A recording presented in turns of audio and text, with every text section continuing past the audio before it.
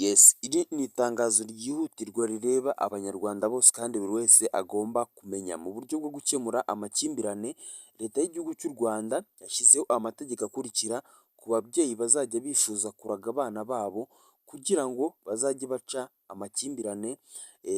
menshi agiye atandukanye mu gihugu cy'u Rwanda. Ngira ngo mbere iyo umubyeyi yajyaga kuraga yaravugaga ngo nimpfa uyu mwana wanjye muzamuhereza hariya, uyu muzamuhaha, uriya muzamuhaha, ugasanga ni uko nguko bivuzwe gusa nta kindi kintu na kimwe cyakurikiyeho, yabaraze gusa icyo yakoze ni ukuzana nk'umwe mu bagize umuryango gusa akaba azi ngo uyu mwana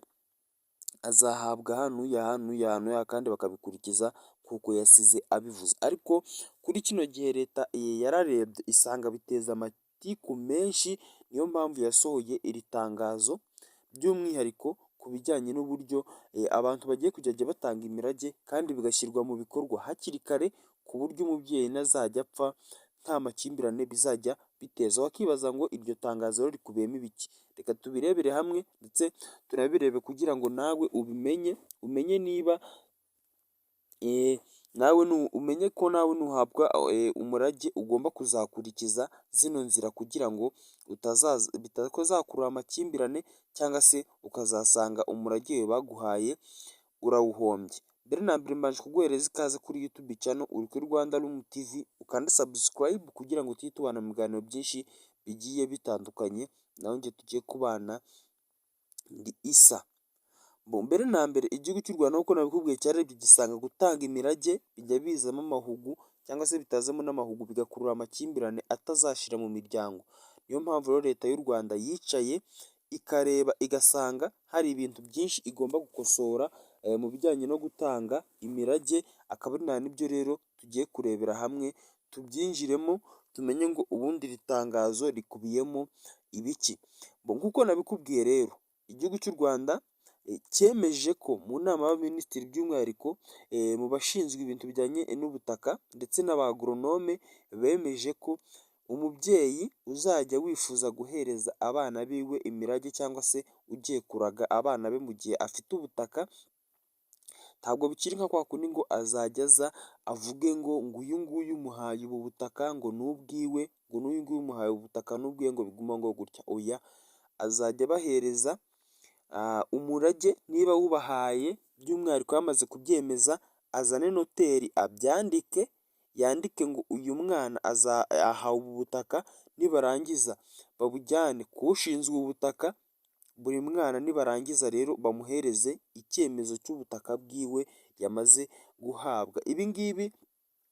babikoze kubera ko babonye ko hari nk'igihe umubyeyi yasigaga avuze ngo uzahabwa ubu butaka, wowe uhabwa ubu, kubera yuko wenda bafite nk'umwana ukiri mutoya, ugasanga bakuru be cyangwa se bitewe n'uburyo bishakira ubutaka cyane cyangwa bafite umururumba w'ubutaka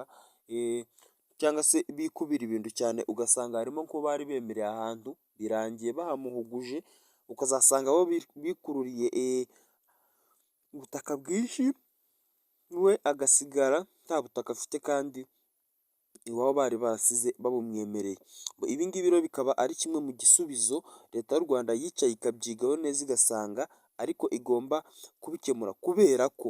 bararebye basanga gutanga ubutaka ntibabwandikishe, ugasanga ngo umuntu yaravuze gusa ngo uyu azahabwa, hari nk'igihe yapfaga bigakurura amakimbirane mu muryango akomeye atazatuma hagira n'utekereza kuba yakiteza imbere, ahubwo buri wese ahora akubita agatoki ku kandi avuga ngo uriya ngo byagenze gutya, ngo yantwaye ubutaka, ngo ubutaka bari baduhaye ngo ntabwo twabugabuye neza, ngo uriya yaraduhenze, ugasanga bora muri ibyo ngibyo. Rero leta yaricaye isanga bijya bikurura amakimbirane menshi kandi ku buryo buteye ubwoba, bahita bafata umwanzuro w'uko bagomba kuba bagira uburyo babikosoramo kugira ngo bazahoshe intambara n'amakimbirane byo mu miryango, barebere hamwe ndetse n'uburyo byazagenda nyine kugira ngo babashe kuba bakagura umuryango mugari utarimo amakimbirane. Akaba ariyo mpamvu rero leta yanzuye ko abo bazajya basiga baraze bazajya bazana na noteri akabyandika bakabijyana ku ushinzwe ubutaka, buri wese ubutaka bamaze guhereza bakabuhereza ibyangombwa by'ubutaka, ariko bitavuze ko niba babuhaye ibyangombwa by'ubutaka uwabaraze atarapfa bagomba guhita batangira gukontorora ubutaka mu gihe atarapfa. Icyo gihe iyo bakuraze bavuze ko bazajya bakuraga bakabwandikisha ku bushinzwe ubutaka bakaguhereza icyangombwa cyabwo, ariko ugatangira kubukoresha uwabuguhaye atakiriho, kuko hari igihe abaraga gutyo amasambu yiwe hakirimo nk'ibintu agomba kuzajya yifashisha kugira ngo abeho ubuzima bwa buri munsi. Reka ngushimire ko wabonye muri kino kiganiro, nkubwire ngo uri kuri Rwanda Lumu TV